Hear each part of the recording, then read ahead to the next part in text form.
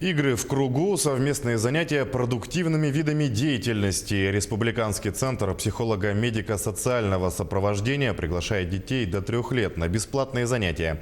А предварительную диагностику нарушений в развитии у детей можно пройти на сайте центра. Тему продолжит Сарглана Федорова.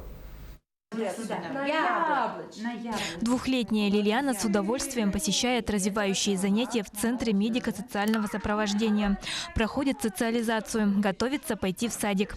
До этого ходили еще с сыном, ему сейчас 5 лет. Они получили большой вклад в развитие, реально.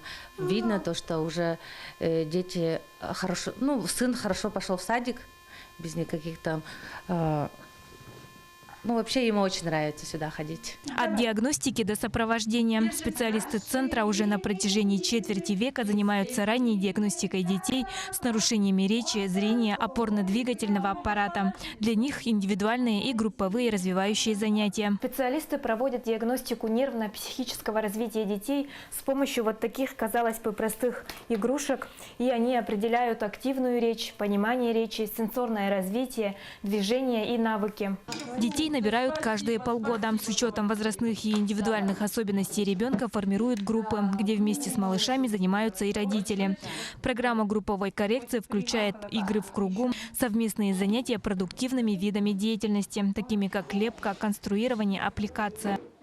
Логаритмика, есть физкультурные занятия. Я, например, немножко веду ЛФК. Занимаюсь, чтобы дети не сидели долго. Они все-таки маленькие, и за это в течение часа уже они не могут на одном месте сидеть. И поэтому я с ними бегаю, где-то ходим по камням. На базе центра работает Центральная психолого-медико-педагогическая комиссия. Специалисты ежегодно выезжают в северные и арктические районы и проводят раннюю диагностику детей. Есть еще служба практической психологии.